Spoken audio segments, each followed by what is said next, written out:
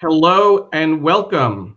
Good morning for those of you on the East Coast of the United States. Good afternoon for those of you joining us from Europe.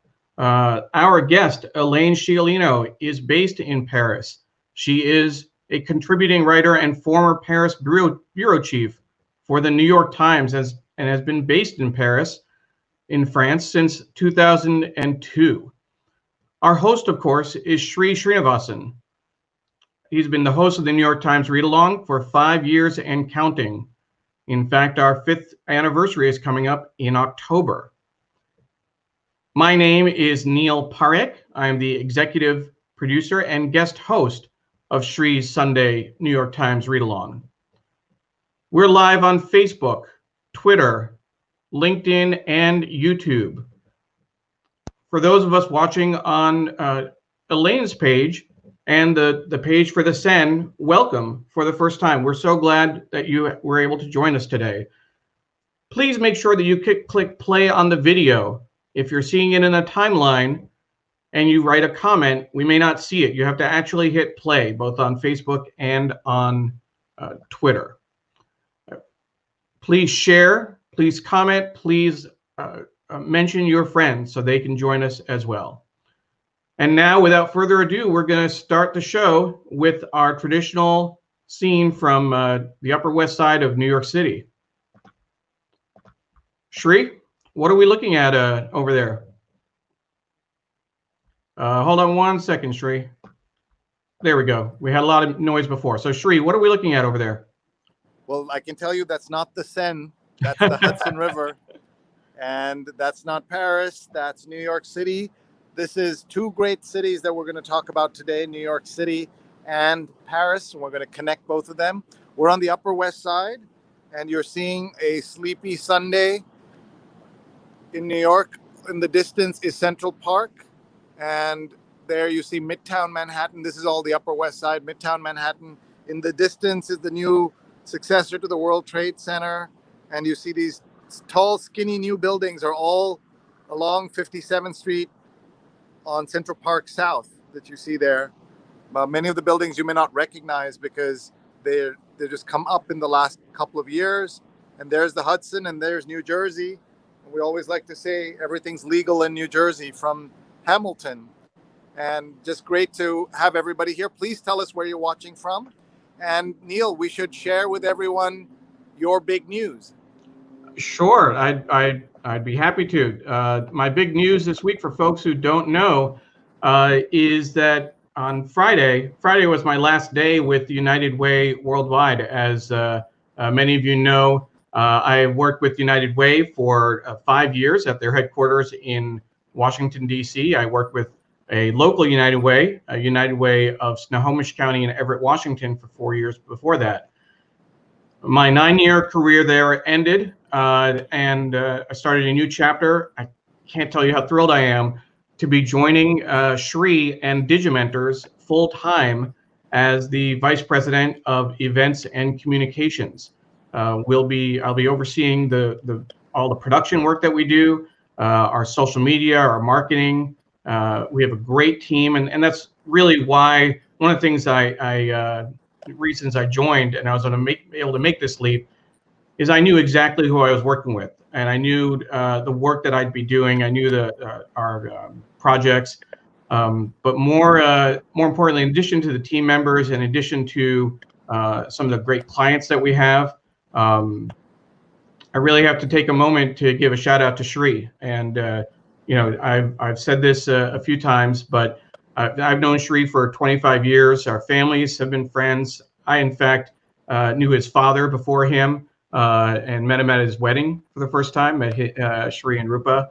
But it's an incredible honor to be working with someone I think of as a big brother, as someone I look up to and admire. And so thank you, Sri, for giving me this opportunity. I couldn't be more thrilled.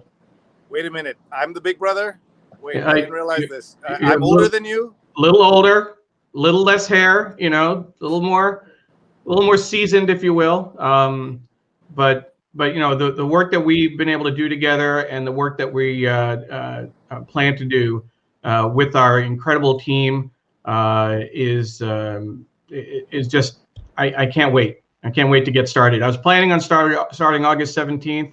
I might get roped into a few meetings next week, in fact, but it's an absolute thrill. And one of the things that make this community so strong are all the people who are watching the show. Jonathan Borstein from the East Village. We have, and I forget, I think it's June from Korea, Seoul, Korea, who's joined us several times. Nidhi Sinha from South Orange, New Jersey. Debbie Ray Chowdhury from the Bronx. Doug Levy up in San Francisco at 5:40 in the morning joining us. Laura Silverman from Philadelphia. Makran But from Murray Hill. And I recognize this next person, Shri. Hi, Mom. How are you? Thanks for joining us.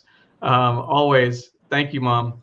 And so many, Kathy Sartini from Lexington, Kentucky. DBT coach. Aparna Mukherjee from LA, another early riser. Therese Steiner. We're doing some great work with Therese. The Justice Aid Film Forum is going to be September 17th, and we're so thrilled to be producing that show for you and your team, Therese. Thank you for that. And now people are catching up with the comments about my news. So thank you, everyone. Patricia Freudenberg as well on LinkedIn. Sujana, one of the co-hosts of She's on Call, our 11 a.m. medical show. So we look forward to that. Marina Korean is the other host. Of course, Julia and Paula are watching as well. Why don't we do that, Shri? Well, we'll take a moment. I mentioned earlier the team that we get to work with, and you've met a lot of them on the New York Times Read Along. Paula Kiger, she's at Big Green Pen. Steve Taylor at Steve DeReeve. Julia Weeks at Julia L. Weeks, and Carla Baranakis at Kabara. I've had just the absolute honor and privilege of working with this team for the last several months. With Paula, it's been almost 2 years, I think. And there's a much larger team around Digimentors that pull together for the She's on Call and Shri COVID-19 Call and other projects that we have. So thank you very much. I certainly encourage you to follow all of them on their respective handles. And I think that we would be remiss, Shri, if we didn't wish our good friend Carla Baranakis a happy birthday, because it is Carla's birthday today. So Carla, big shout out, happy birthday, and thank you for putting us in touch with Elaine as today's guest, as always. We really appreciate all the work that you do. Carla is amazing. She's the former national copy chief of the New York Times. She was on the continuous news desk, a great friend of all of us, and she has helped us take these shows to another level. So if you're watching, we do this every single Sunday morning at 8:30 a.m. Eastern, and our 5th anniversary is coming up. We started doing these just on Facebook Live, but now we're doing this on multiple platforms: Facebook, Twitter, YouTube, and LinkedIn. So please tag your friends right now, even if they can't watch us now. As soon as this is over, this will restart in the platform. And we've got Nancy watching and so many other folks. Please tell us where you're watching from, and tell us about your favorite memories of France and Paris. I worked at the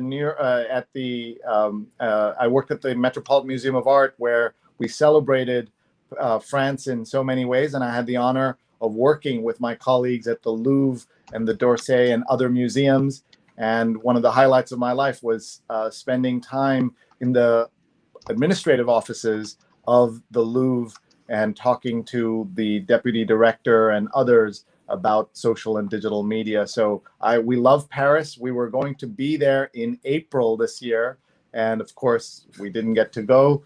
So I have a trip to Paris in my future, as long as the pandemic is over and everybody gets vaccinated. So I can't wait to talk to Elaine about that. Here are people's comments coming in. Mark, I see, our good friend. One of the best parts about this is so many of these folks have been our guests on the show, and they keep coming back and watching. And there's Vismita. This will give me a chance to say hello and tell you all about our other show that we do. So what you're watching right now is our Sunday show, and there's a spin-off from this called the Daily Global Show that we do every single day. And this, it's all about the pandemic. We cover three crises: the crises around health, finance, and racial inequality. And Vismita is at the World Health Organization, and she was our guest this week to talk about how WHO communicates, how they work with journalists, how they work with health ministries. And she was amazing. Vismita is on Twitter at Vismita G, and she's she was on the third of our WHO series, and we'll be doing more, including a conversation with the chief scientist of the World Health Organization. We're so honored to have everyone who's able to join us for that. So 9 p.m. Eastern tonight is our Sunday Positivity Show. And last Sunday, we announced the big news of Neil joining us at Digimentors and working together. In essence, we've been working together for 3 years on this show, and Neil just joined as a volunteer, and now we're working together full time. And he's leaving one of the great jobs in the nonprofit world to work for United Way worldwide as their head of internal communications and doing social media and other training. And now he gets to do that with us, and we get to do it with him. Here, all these comments still coming in, including from Therese Steiner, who's been a guest on both shows. And there's Ron Thomas, our good friend, which is a good cue, Neil, for something we have to also do this morning. Absolutely. It definitely is a good cue. And what I'd like to do, we want to start. First of all, thank you, Ron, always saying kind words about our team. But we want to recognize our sponsors. So, Shri, I'll give it to you first to talk about Mukhrak. This is the Mukhrak Academy Fundamentals of Social Media, a free certification now available. Mukhrak allows, and Mukhrak gave us the resources to make this free course that you can get a certificate in. And our guest, Elaine, took this course, and I'm so honored to have had 4,000 people take this course. We put it together at Digimentors with our colleagues, Stefan and Linda, and just delighted that we can offer this to the world right now. So please sign up, mrac.co/social. And in addition to Mukhrak, another sponsor we want to recognize is Strategy Focus Group. And that's Ron Thomas is with Strategy Focus Group. Strategy Focus Group is a global team of human capital strategists committed to helping organizations solve people issues within your organization. They do that by working alongside you to solve your toughest problems and helping you capture your greatest opportunities.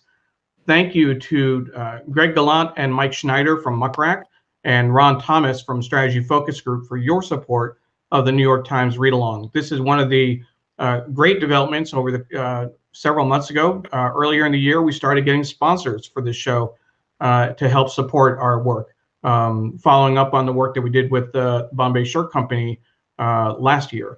So thank you again. And if you're interested in being a sponsor, please contact Shri Srinivasan. His email is shri@shri.net. And my email is neil@neilparekh.org. And we certainly want to encourage people to learn more about our sponsors. And you can find more information on their websites.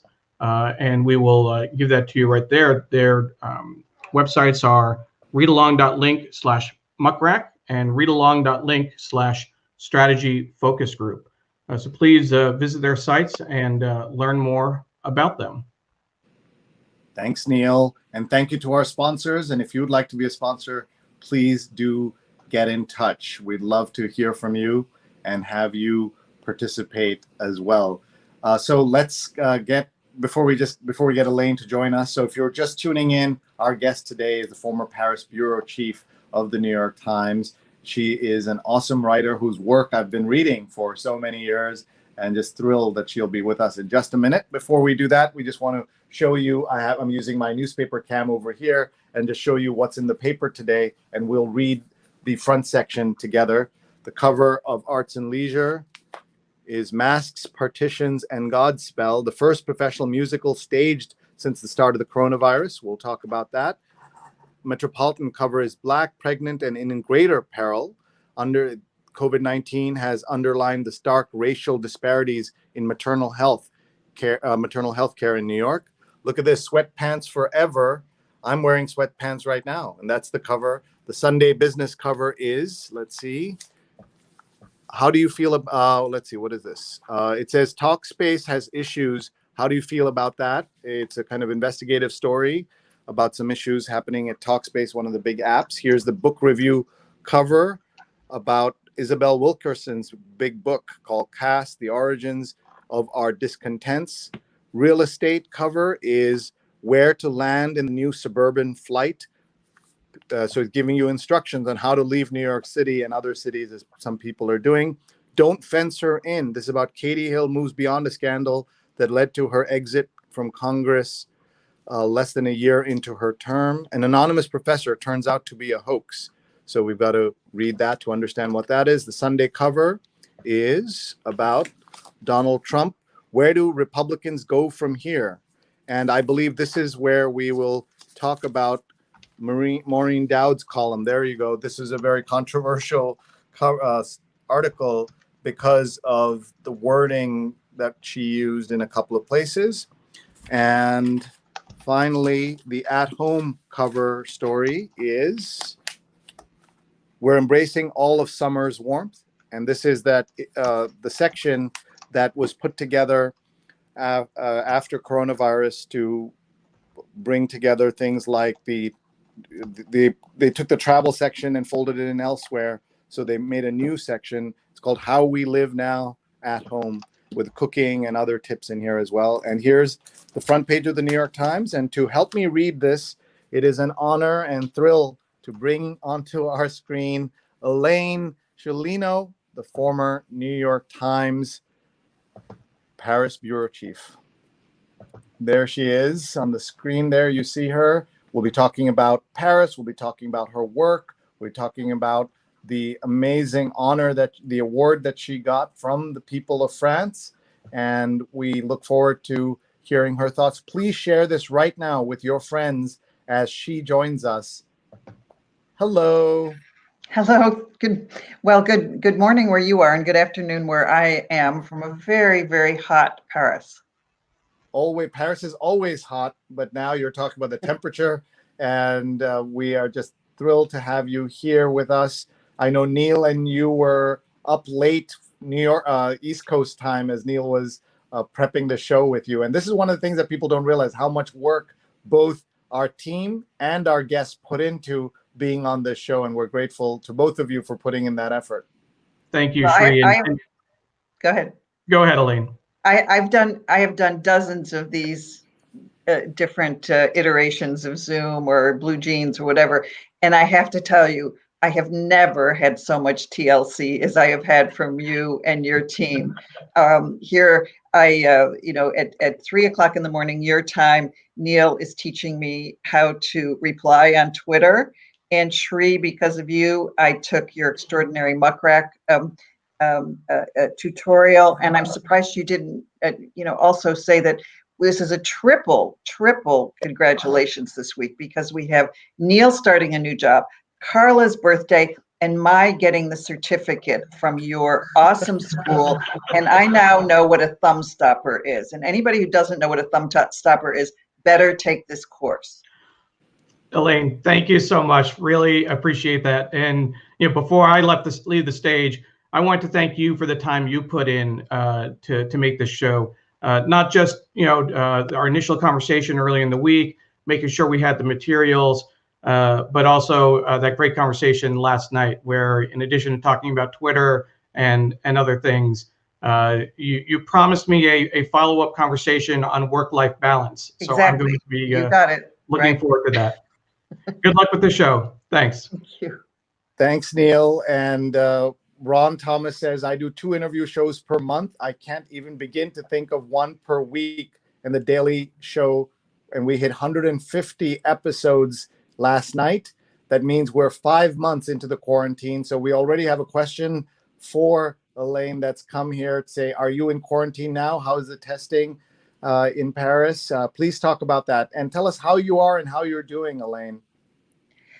We're doing absolutely fine, but there are ups and downs because Paris has new cases. And as of tomorrow, for example, in Paris, we're going to have some new restrictions.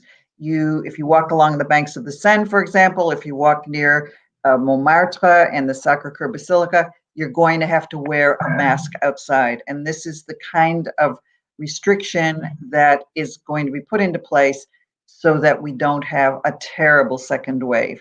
It's also complicated by the fact that it is really hot. It's what they call a canicule. So when it's 100 degrees, and I live in a building that was built in 1837, we don't have air conditioning here. And if I start sweating profusely and pulling out my fan, you'll know why.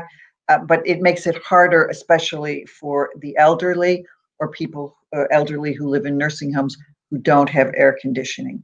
Testing, you asked about testing. Testing is pretty good in Paris. I easily got tested in Paris. And there's this phenomenon every summer along the banks of the Seine called Paris Plage, where the banks of the Seine turn into a beach. You can get tested on the Paris beach. So ups and downs these days. And where do you see the ways in which people can get through this? How do you feel about Paris being ready and about schools opening there? Talk about that, please. Schools are going to open, but they are still making it up as they go along, as is the case with many American school districts, including the one where my daughter teaches in Virginia. Some kids will have to wear masks. Some really young kids will not be wearing masks. There isn't the same kind of teacher union phenomenon in France, so that you haven't seen strikes by teachers, but you could. Things like restrictions. There are some restrictions at beaches in France that are closed, and markets. A lot of markets you have to wear a mask. You still have to wear masks in museums, on the metro. There is a backlash. It's not quite as bad as in the United States, but the other day I was in a metro and a young guy didn't have his mask on, and I said, "Could you please put on your mask?" And he said, "I don't have a mask." And I said, because I'm always prepared with, I said, "Well, I have a mask for you." And I handed him a mask and said, "Here's your mask." And he said, "I'm not putting that on." So what do? If there aren't police on the metro, what do? Do you get in a fight with them, or do you just get off and take another metro car? So we're it's kind of schizophrenia. You can go to restaurants, you can go to bars, but now we've got certain parts of Paris where you have to wear a mask. And this is a fight that we have in New York also. We have to be so careful in New York. You don't know what people will do in a reaction to your asking them to do the right thing. And we're so worried about that. But we feel like New York has sort of made it past the difficult days. There's still too many people sick and dying in New York, but compared to the rest of the country. So maybe we should start with that point to you. As you look at what's happening in America, well, it seems to me that America has had the worst outcome of any country in the world. And we're not used to that in terms of healthcare outcomes. Obviously, we do worse than Europe all the time, but to be worse than almost any other country, I think has been a surprise these 5 months, and kind of sobering for those of us who may not have believed that America is the best in everything, but that America could do really well when it needed to. Well, and anybody who lives in the United States permanently cannot come to Europe. I mean, my kids who are Americans, can't come back to France this summer. French people can come back, and permanent residents of France who are foreigners can come back, but ordinary Americans can't come to Europe. And I mean, this is a scandal. It's a shame on America that we are so stigmatized that we are not being allowed into many countries in the world. Yeah, and who would have thought it? So just to understand, you can't come and quarantine yourself for 2 weeks. You're saying you're not allowed back in. If you're an American and you live in Canada and you have a permanent, you can come into France.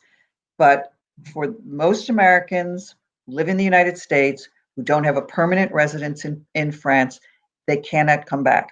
Even people who have a second residence in France, even if you own, a country house in Provence and you're American, you cannot come into France. That is just stunning to think about, especially because the summers in Paris are filled with Americans, for better or worse. And Paris and France are transformed this summer because there are virtually no tourists. Shri, you talked about working at the Met for so many years and knowing the Louvre. The Louvre is empty. There are only 7,000 people a day are being allowed into the Louvre, where usually in a normal summer, it's 30,000 to 40,000 people. Incredible. Just think about that. There's a good time if you are in Paris to go see the Mona Lisa. I mean, one of the things that I always said to everyone is the Mona Lisa, once you go and see it for the first time, and I've been after hours because of my connections at the Louvre, but if you go during the regular times when the regular crowd, it's so hard to see it. You get like seconds in front of it, and it's not even the best painting in that gallery, let alone in the world.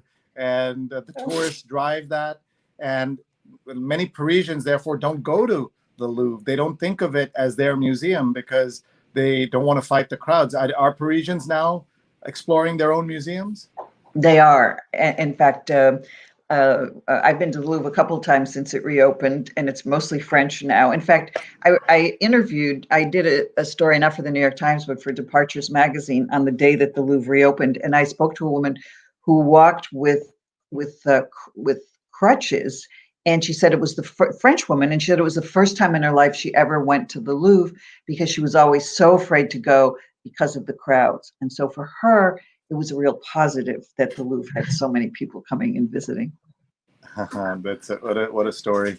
And where can we find that? So the Departures magazine will be publishing that, and that's it's online. It's online in Departures. Yes. Yeah, Departures is a terrific travel magazine. So shall we look at the paper, and then we'll talk about your career. Absolutely. And your writing, your books, and all of that. But people are here from around the world in part to read the New York Times and to understand what's going on in the world. So please tell your friends to join us right now. Tag them right now. Tweet them. We're on Facebook, Twitter, Instagram, YouTube, and LinkedIn right now. So please share. All right, let's look at the paper. And I am seeing the lead story is long legal fight may delay vote on election day. Stage set for conflict. Trump lays groundwork to discredit result. Biden gets ready. Think about this, Elaine. Any other country in the world that's not a dictatorship, not a banana republic, where the president of the country and an entire party are working to make it more complicated to vote instead of easier to vote? Well, Europeans, in fact, no foreigner really can understand the American presidential system. And when I tell people here that because my legal residence in America is Washington, D.C., so when I vote, it doesn't count, they are astounded. And I've covered so many dictatorships in the world. And, my first book was on Iraq, and I covered Saddam Hussein in the 1980s. And so many of these tactics that are being used by officials in our country are the same tactics that were used by dictatorships and autocrats. Oh, what are we looking at here? You're looking at a picture of me in 1982 in Tehran, interviewing the then president, an Ayatollah Ali Khamenei, who is the supreme leader now. So he's the big kahuna in Iran these days. And it was the first time he had ever received an American and the first time he had ever received a woman. And if I were to interview him now, I couldn't have those little bits of hair showing, I'm afraid. And we're seeing some more pictures. So talk us through these things. This is when the American embassy in Tehran was taken. It was a Sunday at about 1:00 in the afternoon, Paris time, and I happened to have the radio on, and I heard the news, and I was then with Music Magazine. I called my editors, and I said, the embassy's been taken, and I can go, but you're probably going to waste your money because by the time I get there, I'm sure the embassy is going to be liberated. And they said, oh, no, get on a plane and go. So I got on. Just happened to have a visa in my passport because all foreign correspondents should have visas to all sorts of different countries in their passports. And so I got on a plane and arrived the next morning, and here I am standing out in front of the American embassy while there are dozens of Americans inside being held hostage. Notice no headscarf. 1979, Yep. historic moment there. Yep. And what is this?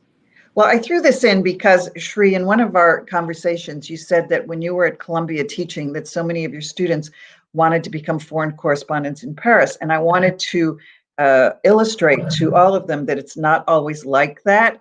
This is a picture back in 1977 in South Dakota when I went with a posse of Native Americans on horseback in search of the Bigfoot monster, which was supposedly ravaging the countryside and terrorizing the people. And that's an incredible story. I want to hear all of that. What happened to that story? Wait, you want me to tell you if we found Bigfoot or not? I think if you had found Bigfoot that day, we might be in a different world right now. Well, the three of them wanted to capture Bigfoot alive because it was a way of putting their community in South Dakota on the map, because if they had Bigfoot live in a cage, it would become a tourist attraction. There you go. And I gather that did not happen. Patricia says that's a heartwarming story, Elaine. I'm not sure which of the stories, but we've had several. And Lippy is here, and Lippy is from Canada, so she lives in New York, but she's from Toronto, so she knows her French. And I can't go back to visit my family in Canada without quarantining for 2 weeks, because other than a few states, the U.S. has failed to contain the virus. And Lippy is a doctor. She was, in fact, my very first guest on my daily COVID show, and now she's a big star at NBC, and we're so proud of her as a medical doctor on the air. And can you explain, for those who haven't understood it, Americans' love for Paris and for France? Paris is real, but it's also imaginary for Americans. I mean, we know Paris before we even step foot here. You know, we read about Paris in Hemingway and in the Three Musketeers, and the Eiffel Tower is the most recognizable monument in the entire world. So we dream about Paris, we long for Paris, and the notion of possibility and romance that comes with this unreal kind of Paris it infects us, or it strikes at our core even before we get on a plane and come here. And then once we come here, we discover that so much of the cliches are really true. Sometimes the coffee is better, and you can really sit at a cafe and meet somebody interesting, or you can stand on a bridge in the Seine and pretend you live in Paris, and you can just fantasize about possibility. So with all of the horror and illness and death and corruption in the world, Paris still delivers. Paris still delivers. I like that very much. One of the things that I've always been curious about is the French attitude to Americans. They come, we've, of course, the stories of the Americans who are bad tourists, but there are so many who aren't bad tourists, but we also expect to be treated badly by the French who disdain our lack of speaking French, for example. I think that's changed. I've lived in Paris twice. I first came to Paris when I was a junior foreign correspondent when I was still in my 20s. And back then, if you didn't speak just enough French to order an ice cream in French, they'd laugh at you. But that really has become transformed for a lot of reasons. One has been the internet and mass communication, because there is a love-hate relationship with the United States. I mean, I had to deal with an internet problem yesterday, and I got all tangled up in all of the French technical words, and then I just started using the English words, and the guy knew exactly what I was talking about, because even though he didn't speak English, he had to master internet talk in English. The other thing is that I learned along the way there are certain rules that we don't really learn before we come here. Like, we go into a store and we think we just go into a store and we look around, and well, if you don't go into a store and say bonjour, even if you aren't being waited on, the French will consider you rude. If you go into an elevator or into a bus and you don't say bonjour, you're considered a rude American. It sounds like such a basic thing, but I never was taught this when I was taking French from the nuns in Buffalo, New York. And we're learning so much about Paris. Now I have to take these notes for my next trip to Paris. I love Paris so much that I have a hashtag #3Paris, where I document my trips and my talks and my workshops there. And I would have been doing that again this April if it weren't for this crisis. Let's see the comments coming in. Good to see Elaine, old friends from Canisius College, Kathy and John Sartini. Oh my goodness. Say hello to them. Go ahead. Hi, the Sartinis. How are you? This is so exciting. I hope I don't haven't disappointed you with the way I've aged over the years. But you know, you haven't aged at all. The two of you on your social media, you look exactly the same. And here is Kathleen tagging Tara Crowley. And we love it when folks tag their friends. So anyone who loves Paris should be watching this. So tag your friends who love Paris so that they can join us. With so many comments coming in from around the world. Let's look at the rest of the paper, shall we? I am looking at, we just talked about President Trump and his re-election bid, and here is an explanation for a lot of the reasons he's been successful. Christianity will have power, how a promise by Trump bonded him to white evangelicals. And this is something that a lot of people don't understand, is that Trump, who is the least Christian person I know, is a favorite of right-wing Christians because he has given them power.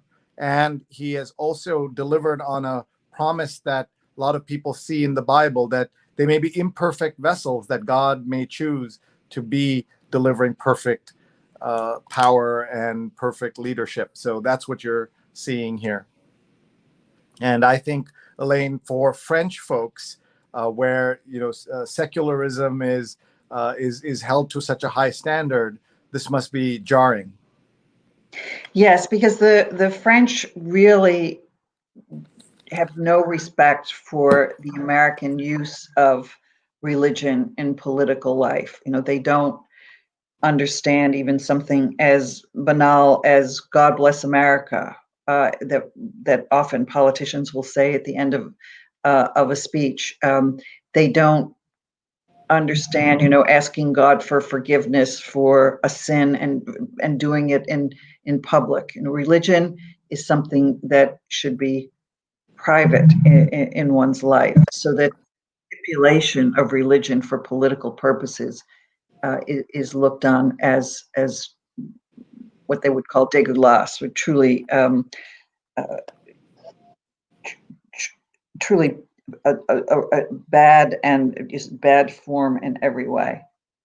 And there's nothing worse than bad form, right? Mm. So let's look at some of these other stories here.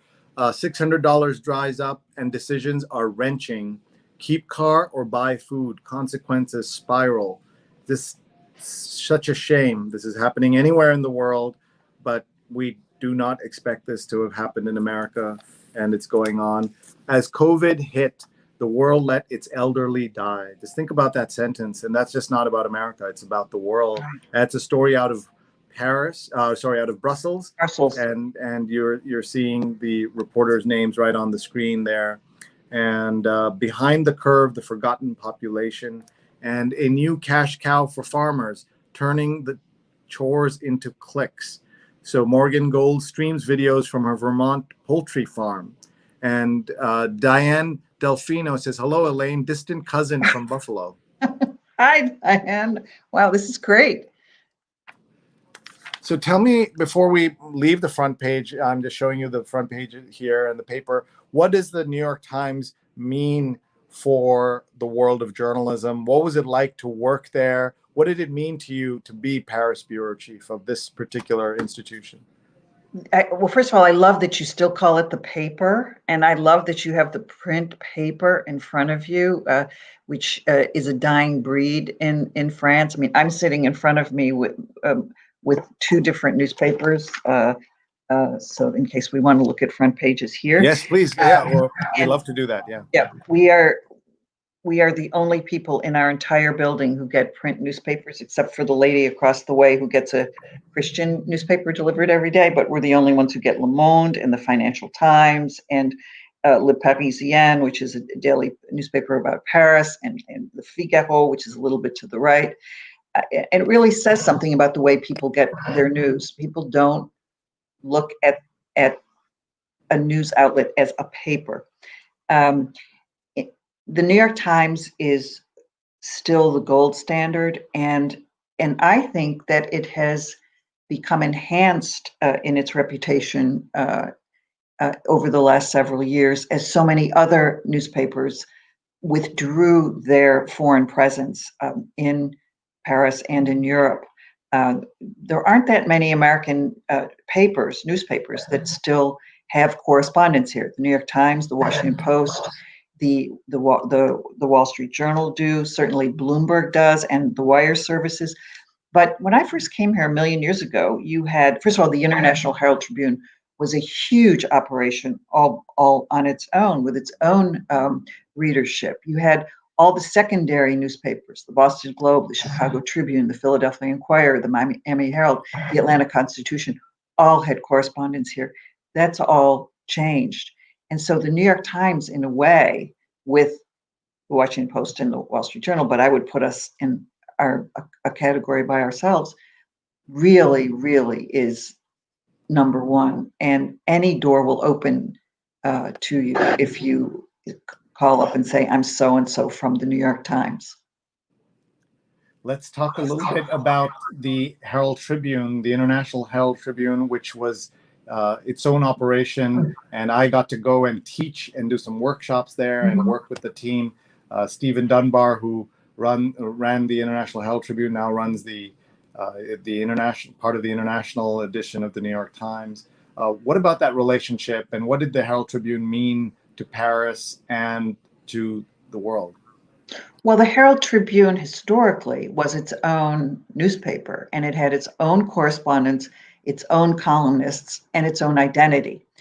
And it used stories, not just from the New York Times, but also the Washington Post and the Los Angeles Times.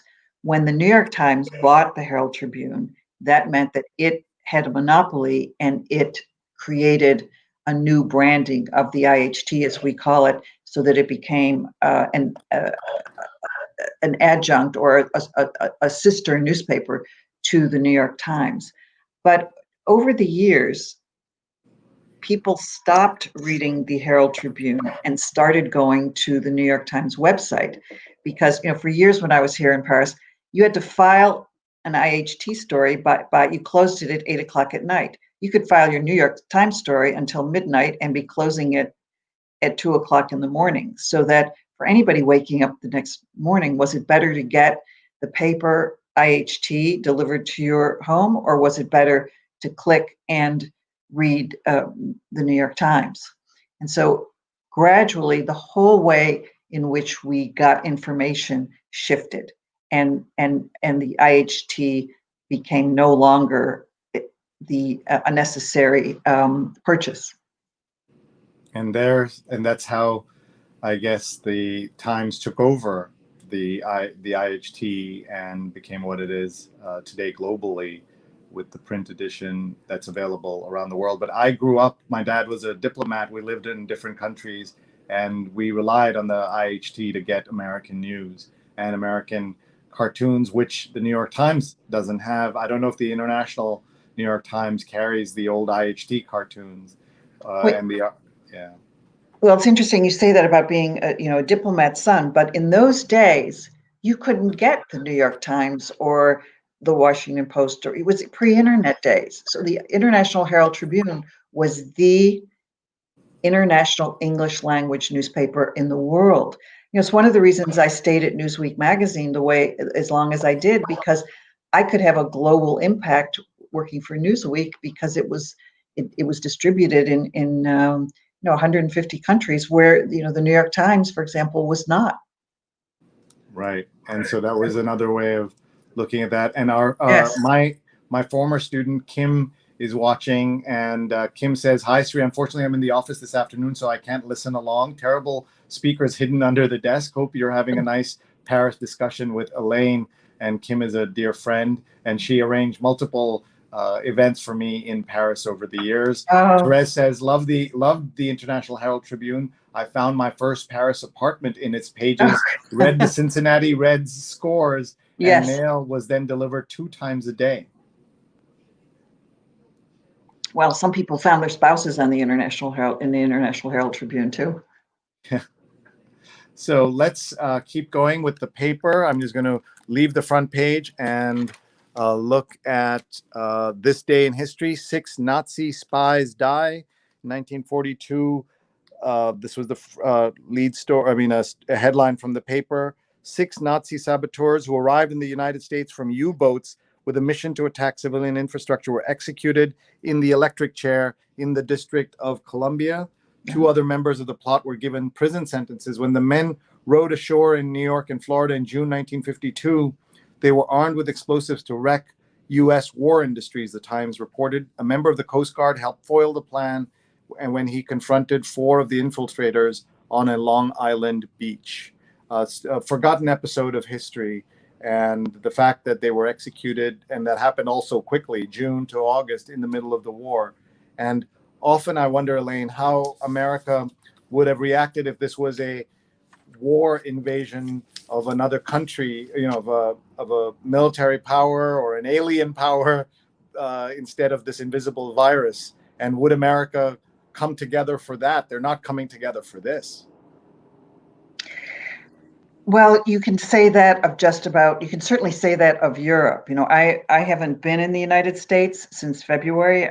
So right before the lockdown, both my daughters live in the United States, so I am in daily contact with them. My mother-in-law lives in New York, but I can certainly tell you that Europe has not been unified. And I think there are great stories to do on, is there such an entity called Europe or the European Union, where in the face of this catastrophe and crisis, all the different countries thought about their national interests and their people before the greater good of Europe and the European experiment. And you're seeing it today with the restrictions that are still in place about borders within Europe. And here we are looking at another story on the in the New York Times. Infuriated Canadians are on the lookout for sneaky Americans. Just imagine that. I have a feeling they were always on the lookout for sneaky Americans, but now it's illegal to cross the border because they've been locked out. And checking license plates, monitoring boat traffic, and calling the police. And here's a photo from Montreal. It looks so much like Paris, doesn't it? It always does. But here it is, empty like Paris. Old Montreal's here, the Jacques Cartier, and emptied of tourists. And that's what you're seeing right here. Have you spent time in Canada? Well, I grew up in Buffalo. So yes, in Buffalo, New York. But I grew up on the west side. You could see the Niagara River. Here's the Niagara River. This is for Carla, to just sort of celebrate her birthday because she grew up in Niagara Falls. You could see the Niagara River from our living room, and just a few steps away from our doorstep was the Peace Bridge that took you over to Canada. And I used to walk over the Peace Bridge sometimes to go to dancing lessons when I couldn't get my mother to drive me. So many people and so many Buffalonians own houses in Canada on Lake Erie on the other side of the border. They can't get to their summer houses, and these aren't necessarily rich people, like people who have fancy houses in the Hamptons. These are normal people who have tiny little cottages on the Canadian side of the border, and they can't cross that border. Tell us about this photograph, please. Oh my gosh, what is this? Oh my gosh, it's my father's store. Oh my goodness, Latina Importer on 1712 Pine Avenue. This is where I learned how to slice prosciutto really thin, and I learned how to sell here, whether it's a half a pound of capicola or provolone, or now, a book on the Seine River. Tell us about the name, because that's not a term that was used that often, and it may have meant something different back then. Well, it was a long story. My father originally went into business with my mother's brothers, and the name of that company was called Columbia Market. And things went bad, and he started his own, and he called it Latina. And Latina is a town in Italy, even though it's not a town in southern Italy, where I'm 100% Sicilian origin. But I think my father just made it up one day. Probably if he had to do it over again, he would have called it Sciolino, but that probably was too difficult to spell. Anyway, the store's still there. It's still good. Oh, wow. It's been sold and to someone else? Well, actually, my sister, brother, and I knew early on we weren't going to stay in Buffalo. So it was sold to my father's young partner, who had started working for my father when he was 16 years old, and worked with my father all the way until my father's death, and he and his family have taken it over. Oh, that young man who was 16, how old must he be now? Probably close to 80. Wow. But he's got kids in the business. It's still a nice place to go. Wonderful. All right, let's look at where did you find that picture? My goodness, that's wild. I don't know. That's the magic of our production team. Folks, if you like what you're seeing here, you'd like your own show, please let us know. We put productions together. We do events, virtual events for 50 people, and we've done them for 100,000 people. I'm sure your event is somewhere in between. We can help you. Don't even start planning it without talking to us. And if you'd like your own television show, the way we're doing here, video show, we're happy to put that together for you as well. So please do contact us, sri@sri.net. I'm going to go to the paper to show you now a couple of interesting stories here. Trump signs rescue edicts with Congress at a stalemate. Even Ben Sasse, one of the apologists in the Senate for Donald Trump, called it unconstitutional. And because, as everybody should know, the power of the purse in America lies with the Congress and not with the executive branch. New York is set to open classes safely, experts say, but it's also called a social experiment, and that's the problem now, that we are all taking this whole thing as a giant experiment, and we may not like the results. We don't already like the results that are happening. And here's an unusual ad in the Times. We love kind of flipping through the paper and looking at the ads as well. And very stark words here, or one word says, resign. Dear President Trump, if you're afraid of a free and fair election and cannot commit to a peaceful transfer of power, the Constitution offers a way out. Resign.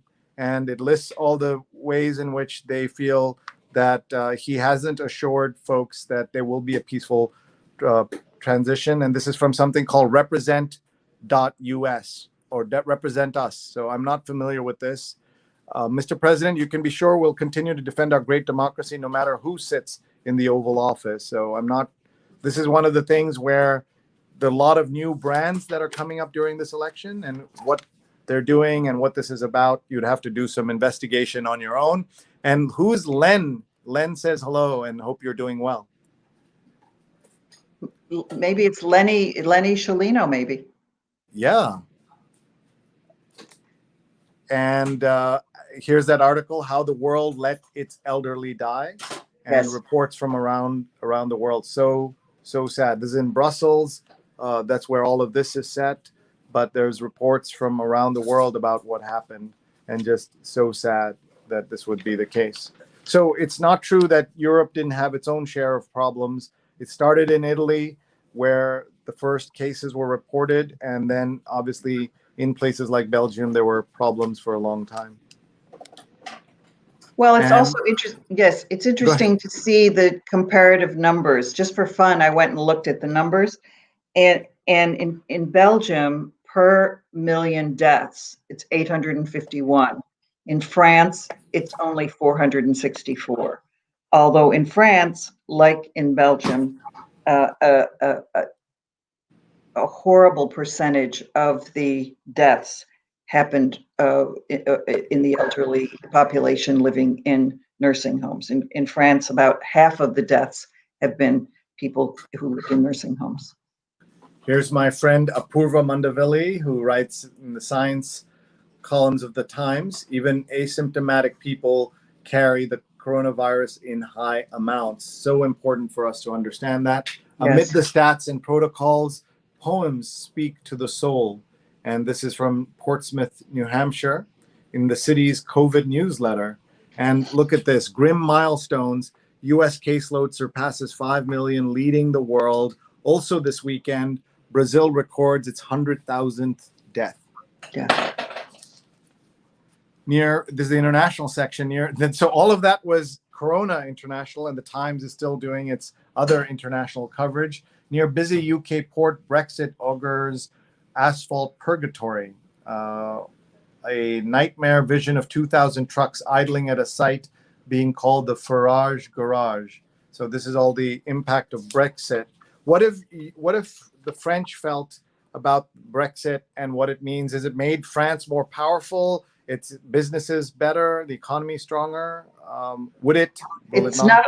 It's not only made France more powerful, but France and Germany are basically the two leaders of Europe. President Macron here and Chancellor Merkel in Germany are the leaders of the European Union. Also, France has become much more desirable as a destination for the British pound, and so many Brits are looking to buy second houses in France now.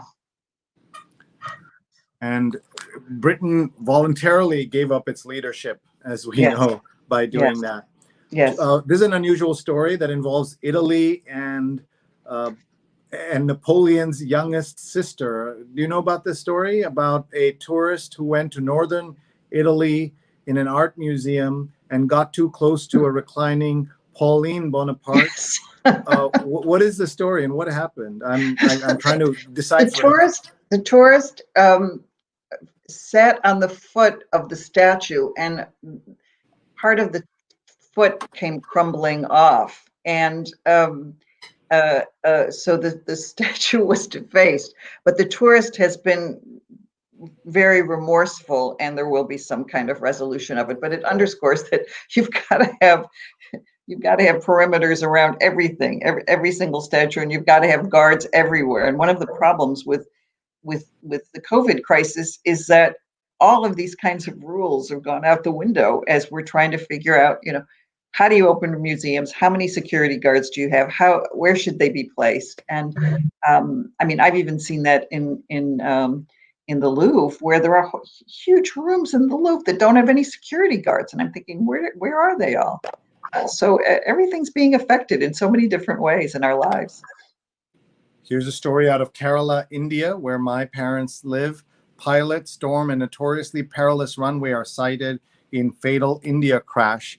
This is in Kerala, where they have a plane that lands. They have an airport that they call a tabletop airport with steep sides on. So you've got to kind of land onto kind of a table. It's very not very long, and the plane crashed and people died. 18 people died. If you've seen the really horrifying images of a plane split in two, and these were people returning from, people being sent home from Dubai, and very, very tragic story.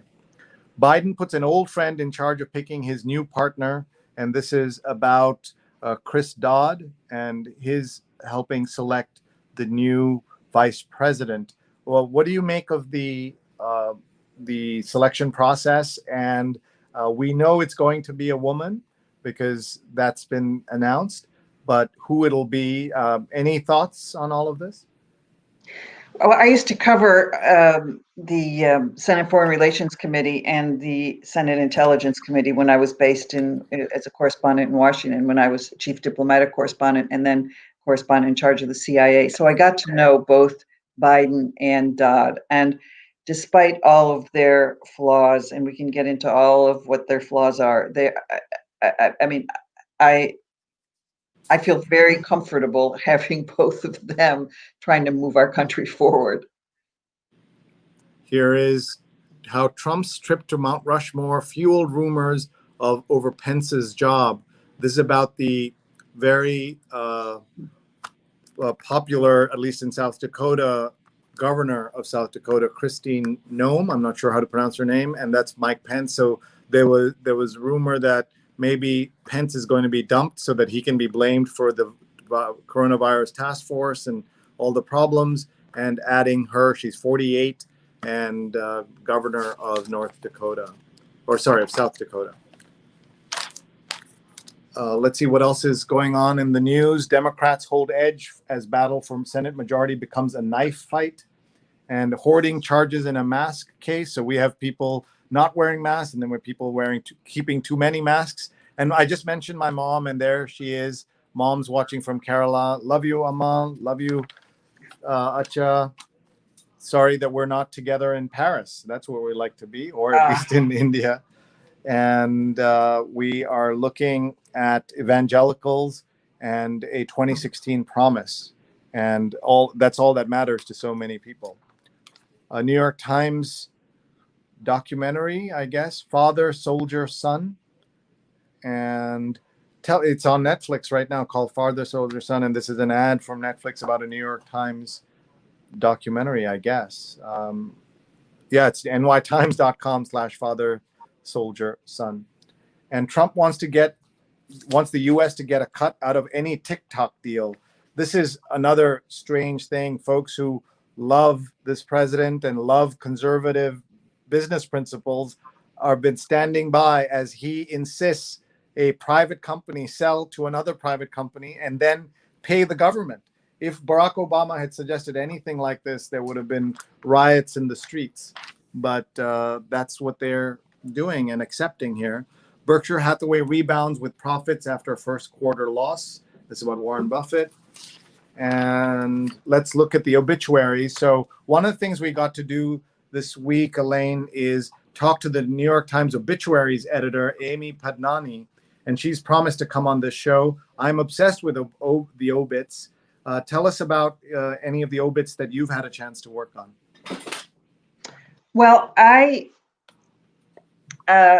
the day that Jacques Chirac, the former president of France, died, I decided, even though I don't work as a staff person for the New York Times anymore, to get in touch with the foreign desk and say, look, I've covered this guy forever. Would you let me write a kind of personal impression or remembrances of my time with Jacques Chirac? And they let me. And I had real fun with it, but I also thought it was important because we dealt with certain issues where Jacques Chirac and I once had a terrible row over whether things he said about whether Iran should have a nuclear program or not should have been on the record or off the record.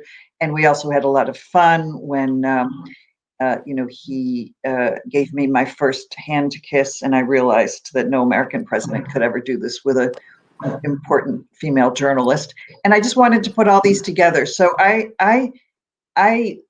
love reading the obituaries, and I sometimes think I wish if I could become. In fact, I just said this to my husband yesterday. I said, I think the New York Times would let me write obits part-time, because I one time in my career, when they didn't know what to do with me in Washington, I think it was Howell Rain said, why don't you just write profiles? And so all I had to do was pick somebody important in Washington, make sure I didn't get assassinated by the beat reporter, and write profiles. And I think there's nothing more important than honoring someone in death, because those obituaries carry on. Look at Pete Hamill's death. Look at the outpouring of real love for this man who was a New York institution for so many decades. And an amazing man who shared, amazing human being, yeah, and shared his love for journalism with everybody in the yes. world. Here we go. We're just looking very quickly at these headlines. Lorenzo Wilson Milam, 86, a guru of community radio. Diana Russell, 81, activist who studied violence against women. And Brent Carver, 68, Tony winner for Kiss of the Spider Woman. Yes. And then wouldn't this be an amazing headline for anybody to aspire to? Robert Nizda, sorry, I don't know how to pronounce his name, 83, who saw injustice and did something about it is dead. What a headline on your obituary in the New York Times. Right. Everyone should aspire to that. Everyone should do real work to that. Speaking of the story we mentioned, Air India jet with more than 180 passengers skids and cracks in half. This is the story we were mentioning earlier. Yes. And Lippy says the plane crash in South India is just devastating, as we're looking at that as well. So before we go, we're going to look at the New York Times sports section here for a minute, and wanted to ask you what happened with this year's French Open, and what are their plans? If you know, sorry. I don't know that the plans have been finalized yet because there are so many moving parts. I mean, certainly it was a huge, huge blow. If you were going to come here for the French Open, I mean, as you know, the French Open is one of the major sports events in France, and it's not. I once wrote a story about it that the French Open was not just about the ball. It transforms Paris life. Everything from fashion and I once found a Chanel high-heeled shoe that had a little tennis ball instead of a pom-pom, to gastronomy, because people who are in the know and in the inner circle all go out to the fancy restaurants at the French Open.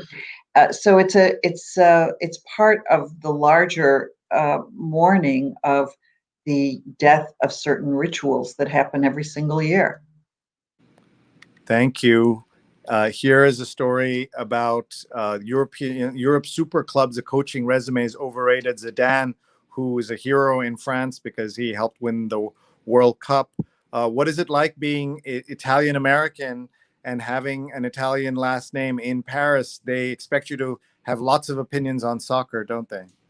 Well, but I'm a soccer mom, and I had two daughters who played soccer in the United States before we moved here. In fact, my younger daughter was on one of those wonderful, very competitive, highly functioning travel teams. So neither of my daughters wanted to move to Paris when we told them one day that they were going to be uprooted from their Washington schools and brought here. And so I promised my younger daughter, my older daughter was more of a swimmer, that I promised my younger daughter that she would have soccer in Paris. And we put her on a French soccer team, not realizing that soccer for girls is a working class sport.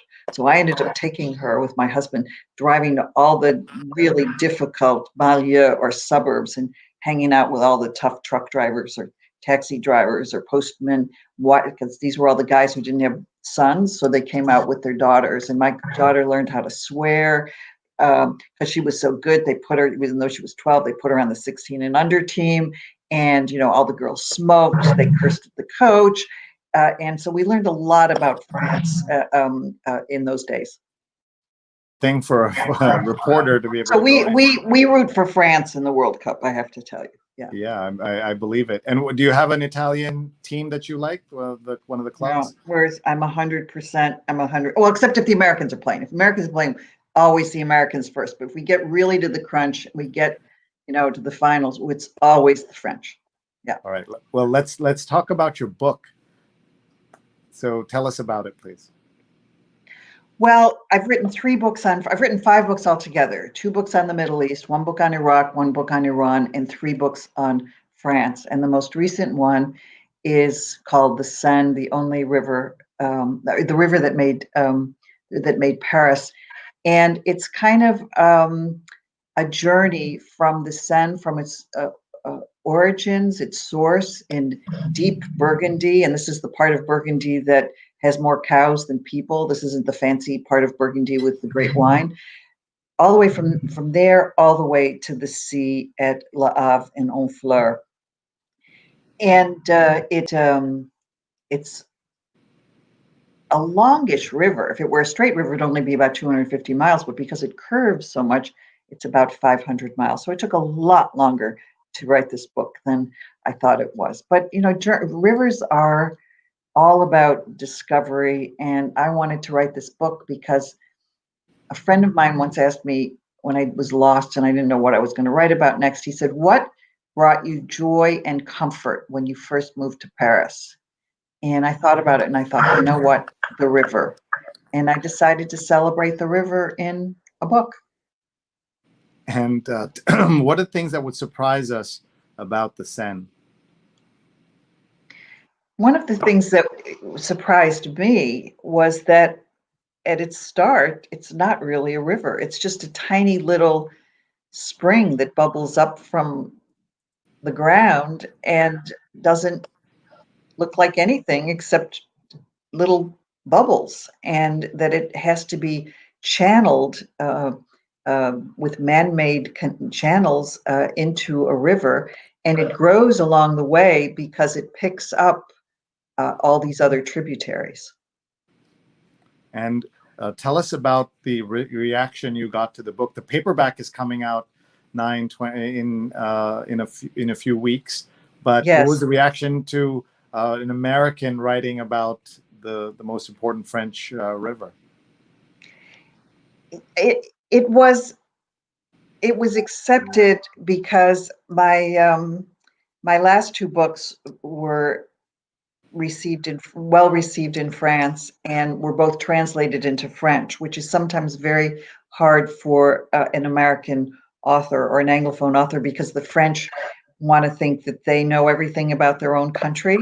So it was less challenging than, for example, my first book on France, which was a book called La Seduction, How the French Played the Game of Life, and it was looking at France through the prism of seduction.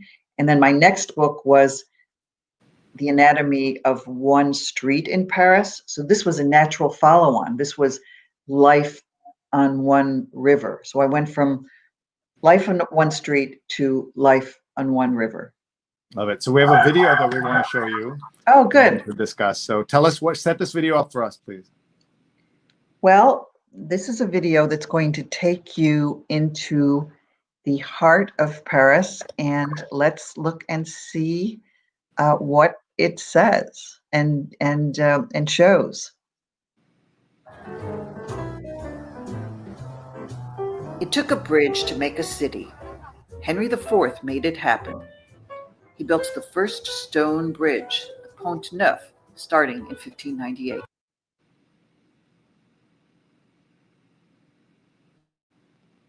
I think we might be having some tech issues with that video. Well, it's. Yeah. I think you've chosen the video that tells the story about some of the 35 bridges over the Seine in Paris. The bridges over the Seine in Paris, it's only about 8 miles, and yet you have this incredible complexity and density of bridges that are very low to the water, which gives anybody walking over the bridge this incredible intimate feeling of a relationship with the river. And I was able to turn this into a story for the New York Times travel section and look at Paris through the prism of all of its bridges and tell the stories of the bridges. So here you're looking at my Facebook. I was showing you my Facebook of my trip to Paris with our kids, and this was right after the shootings at the murders at the Charlie Hebdo office, and I was doing trying to remember Paris, and you can see the Seine right there, and you can see these over the bridges. They have these locks that people put on, and we Americans came there, and of course we did that too. And now they're begging people not to do that anymore. Of course, tourists are not a problem these days. But you could see all of that. So I think we have the video now. Let's play that. It took a bridge to make a city. Henry IV made it happen. He built the first stone bridge, the Pont Neuf, starting in 1598. The bridge unites the left bank, the right bank, and the Ile de la Cité. With the Pont Neuf, Henry IV created an intimate bond between Parisians and the lifeblood of their city, the Seine River. Paris has 35 main bridges, 2 more if you count the highway that rings it. Every bridge has its own story, structure, composition, and character. The Pont de la Concorde in front of the National Assembly was built during the French Revolution using stones of the demolished Bastille prison. The double-decker Pont de Bir Hakeim carries the metro high above the Seine, making it the most visually rewarding metro trip in Paris. For years, couples proclaimed their love by attaching metal locks to the Pont des Arts. As the locks piled on, officials worried the fragile footbridge would collapse. In 2015, the city of Paris removed the locks and banned visitors from adding new ones. The Pont Alexandre III is the most elegant of Paris's bridges. The city built this Belle Époque creation for the Paris Exposition Universelle of 1900. It was a symbol of the emerging diplomatic alliance between France and Russia. The city's newest bridge is named after the 20th century feminist, novelist, and philosopher Simone de Beauvoir. It spans one of the widest stretches of the Seine, without any visible supports, asymmetrical, and eclectic. It is an arched bridge and a suspension bridge. But I love the Pont Neuf because it holds a secret. In the middle of the bridge, behind the statue of Henry IV, are two descending staircases. Paris insiders use the space as a place to picnic, talk, and even to sleep. When the river is high, the branches of the weeping willow at its tip caress the surface of the Seine. You can come close enough to reach out and touch the water.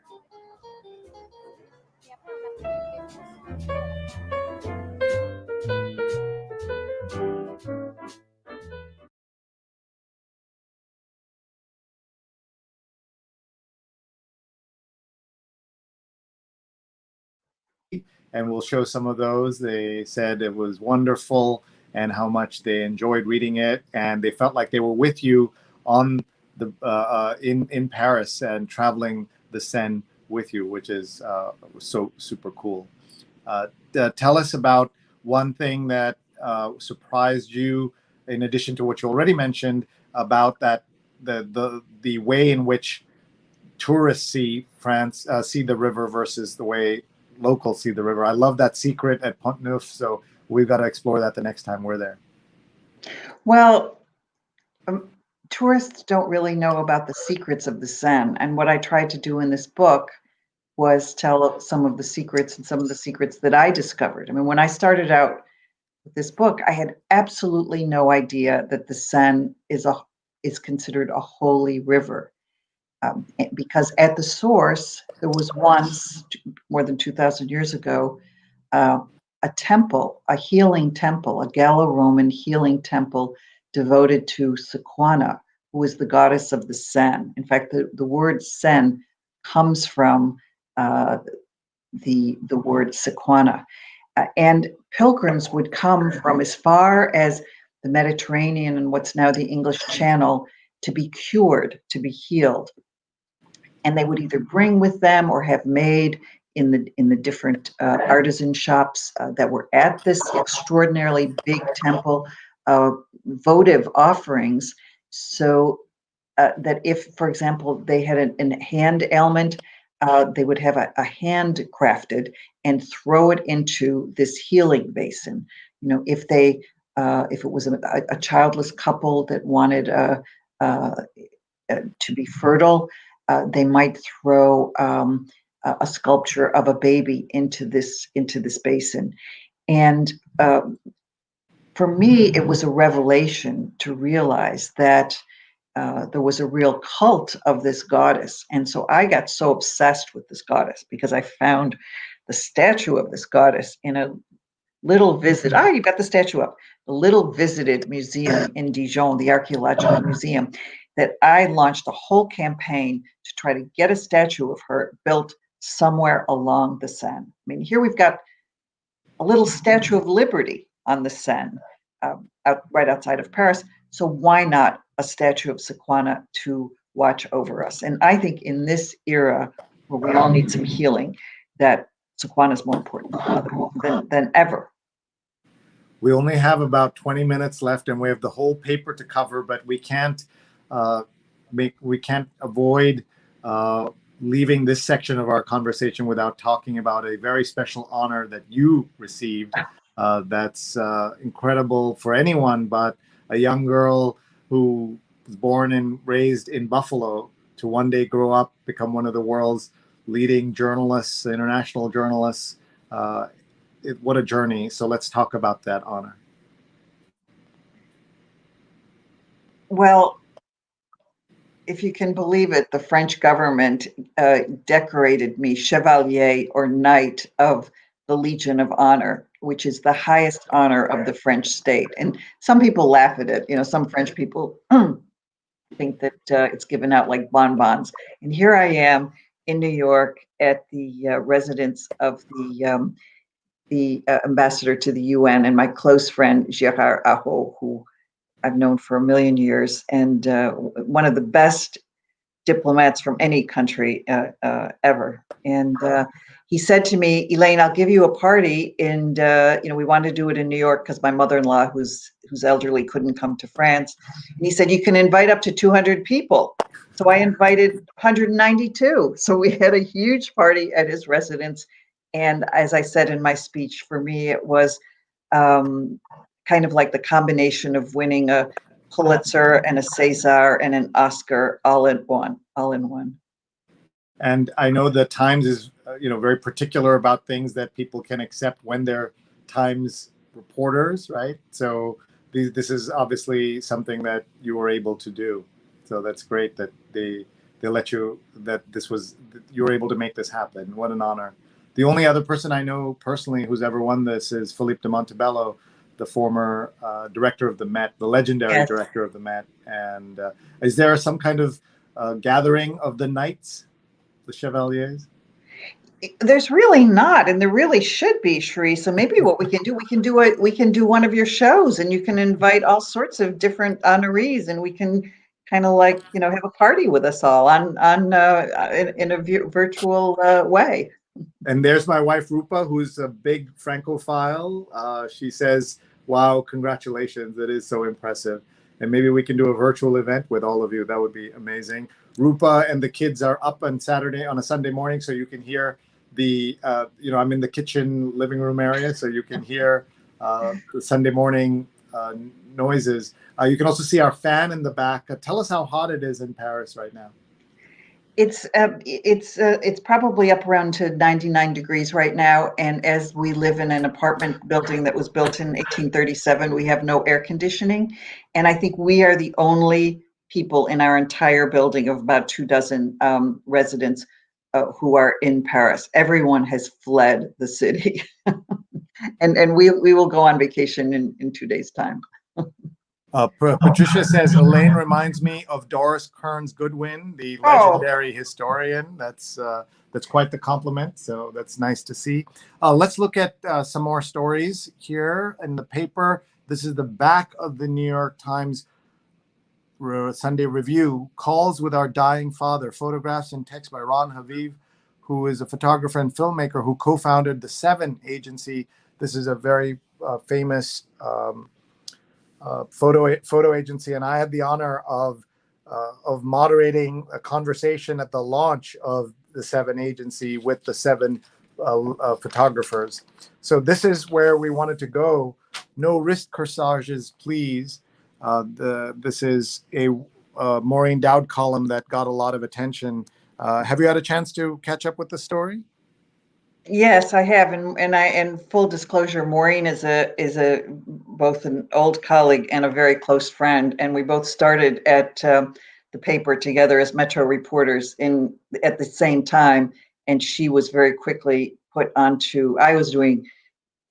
Well, that's another story. How I ended up in the Metro department of the New York Times. But when I met Maureen, she was just put on that campaign, and I have a lot of respect for Maureen.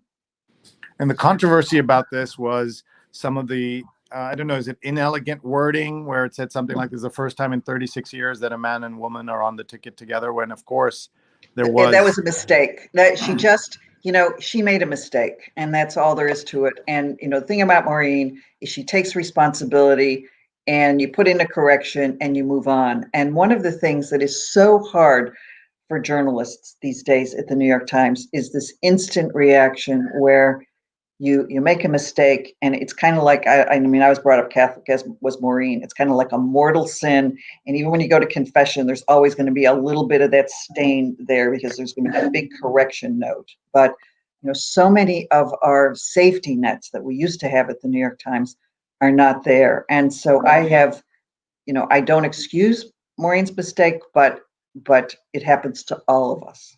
And in this case, you would have gone through an editor, so it wasn't just her who made if Carla had been the copy editor on that story, she would have caught it. And let's look at these other stories. America could control the pandemic by October, but they have to do one thing, which is have a smart policy, mask mandate, testing, tracing, quarantine, and that's not going to happen. And that's what's so sad. Mark says, congratulations on your honor. And this is an article about a show on Netflix called Indian Matchmaking that's been it's a top 10 global show on Netflix. I don't know if you've had a chance to hear about it even.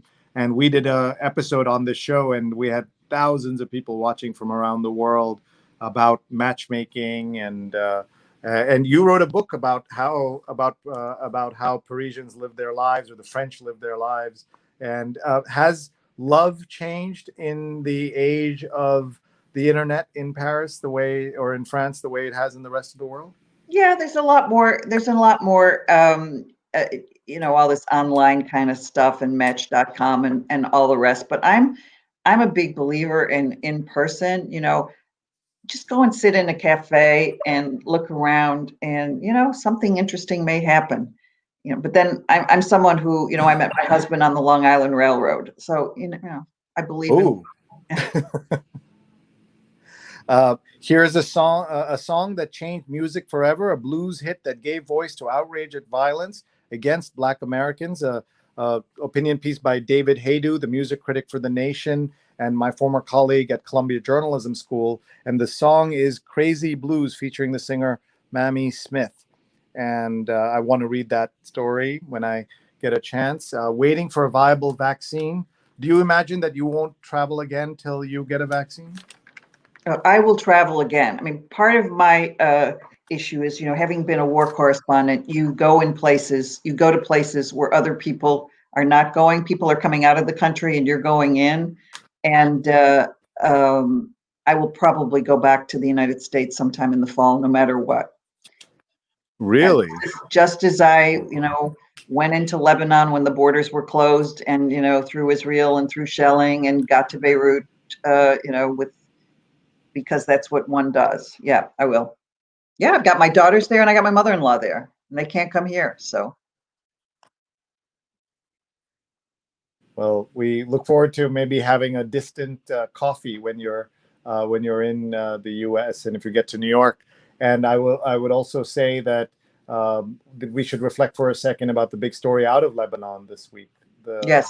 Terrible, terrible tragedy. It looks like it was not an accident, but not an attack either, meaning it was negligence that led to that. So it wasn't accidental. It could have been predicted if you put it.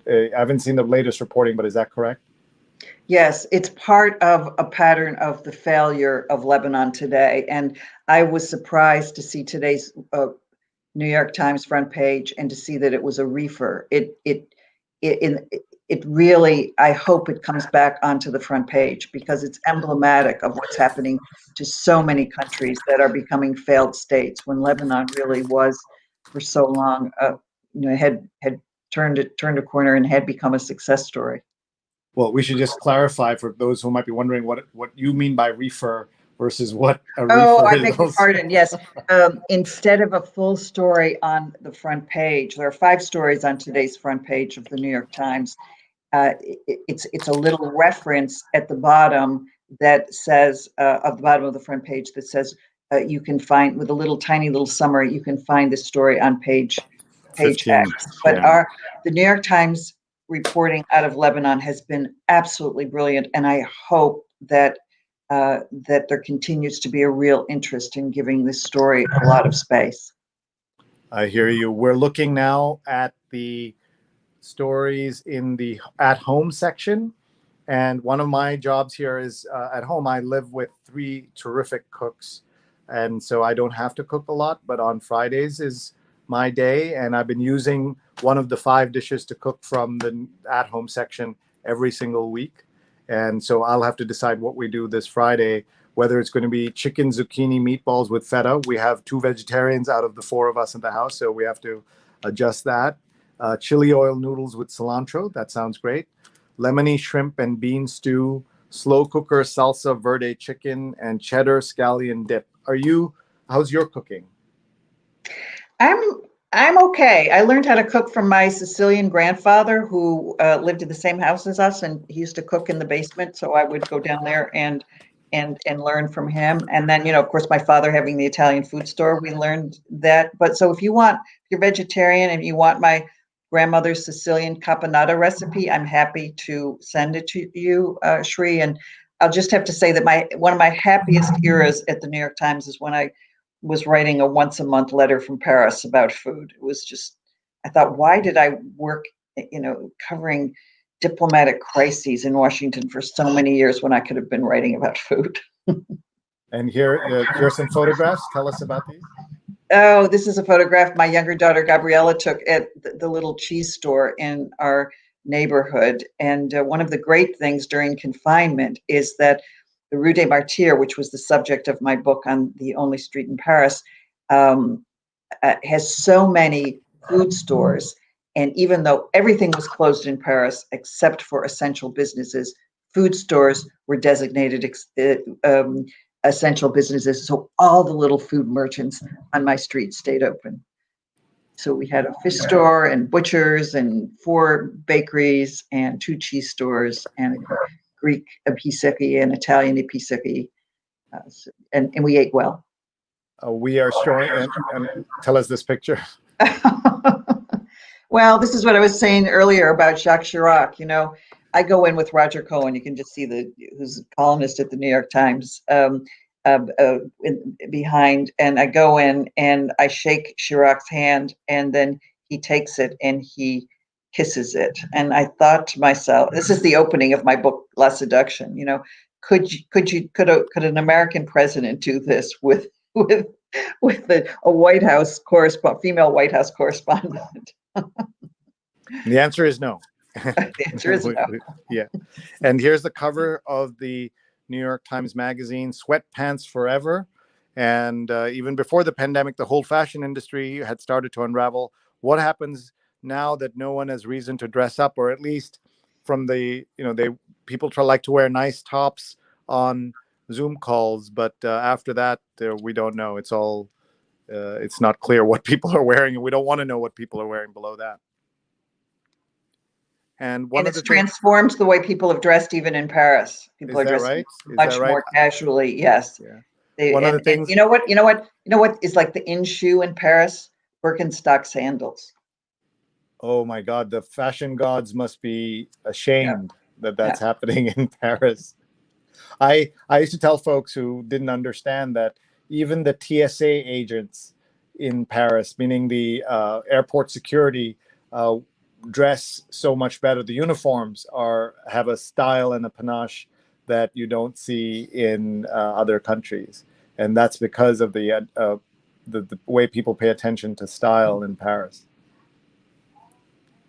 And let's see here. We want to tell you about next week's guest. We have a few more minutes right now with Elaine, but we're going to just tell you about next week's guest as well. We are delighted to have with us the journalist John Byrne. He's the founder and editor-in-chief of poetsandquants.com and the former executive editor of Business Week and the former editor-in-chief of both businessweek.com and Fast Company. Amazing journalist. And I am so delighted that he'll be here with us. This is at 8:30 a.m. Eastern next Sunday. Please join us for that. We would love to have you be with us. We read the New York Times out loud every Sunday, and next week is with John Byrne. I have also wanted to remind everybody that tonight at 9 p.m. Eastern, we have our daily show, and I'm going to just pull up on screen our shows, how this looks. So we have this daily show. We crossed 150 episodes yesterday, and we've had guests from 281 guests. 158 of them have been women. We want to up that ratio. We've had the chief scientist of WHO and so many other people. So you can watch us once a week on this show, and then you can watch us as well on the daily program tonight at 9 p.m. Eastern. You'll be able to watch our positivity show. And in less than an hour, She's on Call. Our doctor friends, Dr. Sujana Chandrasekhar and Dr. Marina Kurian, host this program. They'll be joined by Judith Chusid, who is a psychologist, and Carmen Simmons, a fourth-year medical student, will be here at 11 a.m. Eastern. Just go to She's on Call on Facebook and on Twitter and on YouTube. Please connect and see incredibly useful healthcare information about COVID and so much more. And we encourage you to watch and follow. And we're honored to be part of the production team. I'm not on camera, which is so good for the audience, and you get to hear real medical information from real doctors. So that's at 11 a.m. Eastern time in less than an hour. And if you're watching this on recording, please find at She's on Call. Let's look at some of these comments here. Great guest, John Byrne. It'll be fantastic if we could focus and discuss economic business issues of the week by reading the New York Times together. And let's look at some other comments that have been coming in. Jonathan says, my grandmother used to tell me about the seamstresses who would come to town from Paris each season with the latest fashions. And we learned that Jonathan's grandfather was a surgeon, and we showed a photo of him in 1911 performing surgery. And in a small world alert, the producer of my daily program, Rose Horowitz, and she's also a producer of She's on Call, and she's part of our Digimentors team. Her husband, what we discovered, was a patient of Jonathan's father. So that's how small the world is in New York.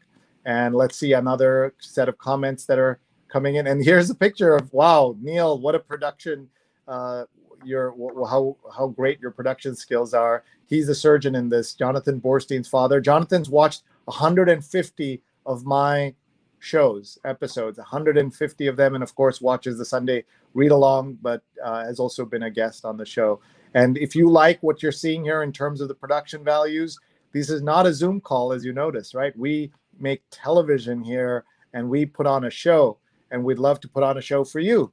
So if you've got a virtual event or a book launch or anything, and you'd like to hire Digimentors, please get in touch, or you'd like to sponsor us, please do. And there's my email address right there. So we have just another couple of minutes. I want Elaine to be able to give us some of her closing thoughts about her career at the New York Times, as well as what to look for in the next 5 months. It's been 5 months of quarantine, 5 months of these shows under quarantine, but I'd love to hear Elaine's thoughts on where we go as a world, as a planet, as the French go, and America.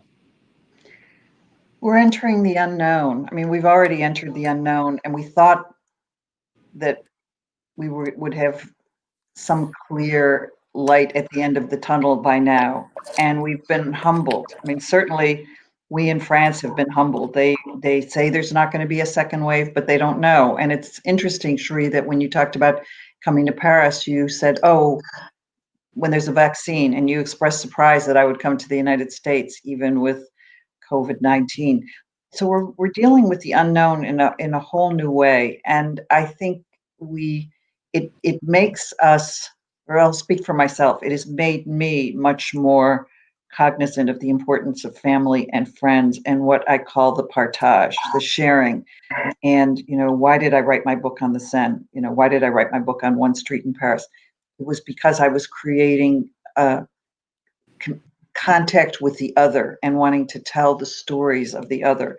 And that's why I became a journalist. And I think that notion of sharing, listening, and caring is much more important than ever.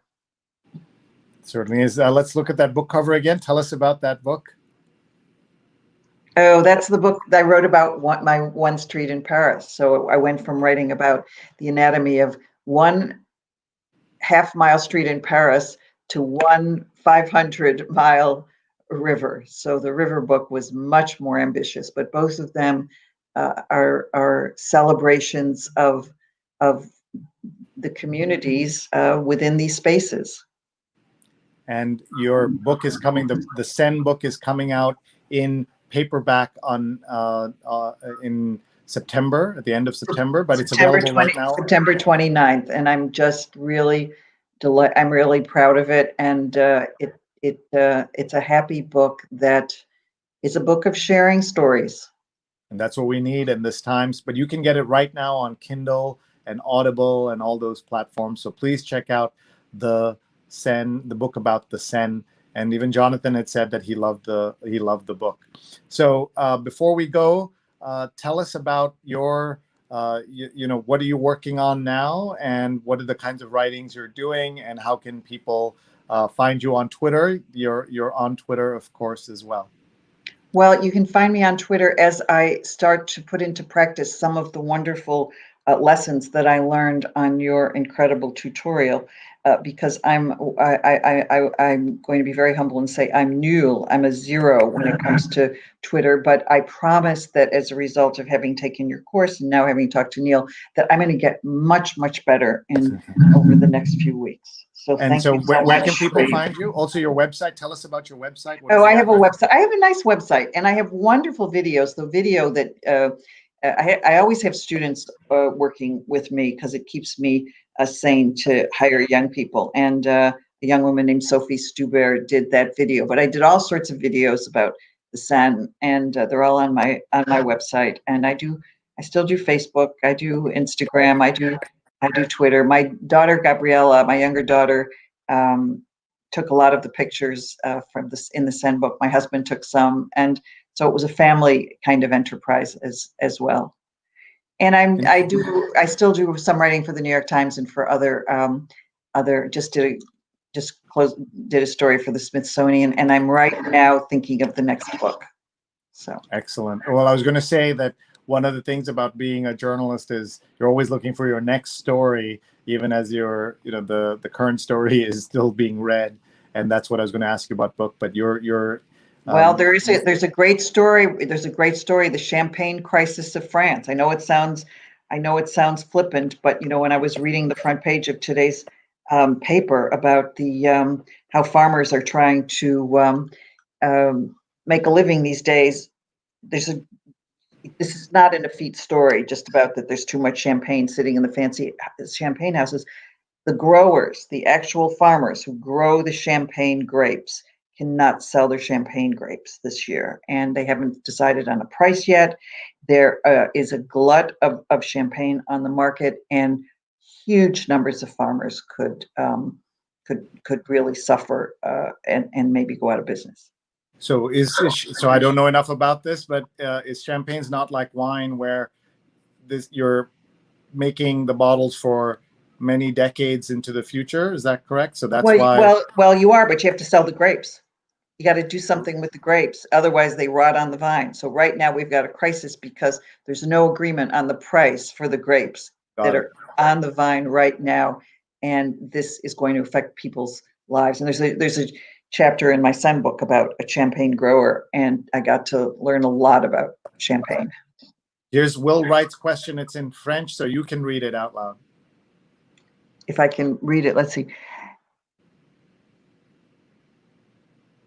Do you come from Paris or are you in Paris? I don't come from Paris. I'm American. I grew up in Buffalo, but I'm in Paris and I love Paris. And I'm not French, but I'm consider myself Parisian, even though I still speak with an American accent. And when I open my mouth and say bonjour, everybody knows that I'm American. June said, thank you so much for your conversation. Learned a lot. Therese says, leaping for the Audible version. Thank you so much for sharing your career. Paris memories. Elaine. Jonathan says, I wish I had the book when I was in Paris last. That's a great tribute to that book, because we all wish we were in Paris, and now we all have a. If you can't get to Paris, then get her book. And Paula says, thank you so much, Elaine, as well. So we're going to let you go, Elaine. Get back to your evening in Paris. And we're so jealous that you get to be there, not just because it's Paris, but you're in a country that is handling the crisis so much better than we are right here in the U.S. Well, thank you for having me. It was a real honor to spend this time with you and your team, Shri. Thank you, and good luck with everything, and can't wait to see the book come out in paperback at the end of September, but everyone can find it right now and go to your website to see it as well. So thank you very much, and we'll say goodbye to Elaine, and let's bring Neil back on. Stay safe. Thank you. Bye-bye.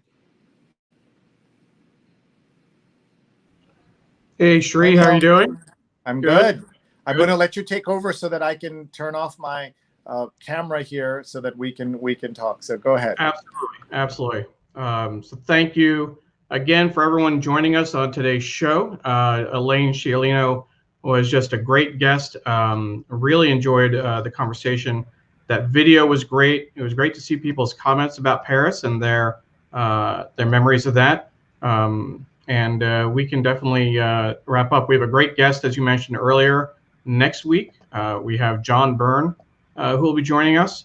As Shri mentioned earlier, the founder and editor-in-chief of poetsandquants.com, former executive editor, Businessweek, and former editor-in-chief of both businessweek.com and Fast Company. So again, another great guest. And again, I want to give a proper shout out to our colleague, Carla Baranakis.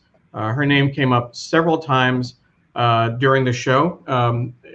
A, introducing us to Carla. B, those pictures where Elaine was surprised. Where'd you get the pictures from? That was Carla's research. She pulled that together. You also had the Hamilton. Yeah, for just my thinking of New Jersey, and this is for Carla on her birthday. Carla Baranakis, incredible friend and incredible journalist, and look at this. This is her newsletter that she writes. I encourage every journalist and non-journalist to subscribe. It's called The Local Connection. Subscribe for local story ideas and pro tips for local reporters. There's a link, bit.ly/local news tips, and you can just search The Local Connection. And what she does is she looks at national trends, international trends, and gives you tips on how to localize them, and also pro tips from lots of journalists. So it's worth it just for that. So subscribe and get this newsletter, bit.ly/local news tips, or just search The Local Connection newsletter and you'll find it. And of course, it's put out by the Center for Cooperative Media at Montclair State University. The best part about it is that it's free. So you really can't go wrong with getting that. And Paula is sharing a link in our Facebook group, again, our Facebook page. Again, so people understand the role that our producers play. Paula has been engaging with the audience in Facebook. Steve has been engaging with the audience and sharing links in LinkedIn. Carla, again, another great feature. Elaine was kind enough to let us stream directly to her pages, to her personal Facebook page and her the page about her book, The Seine. Carla was monitoring Elaine's page as well. So thank you so much for doing that. I see Ron Thomas's comment. Each week the show takes it to another level.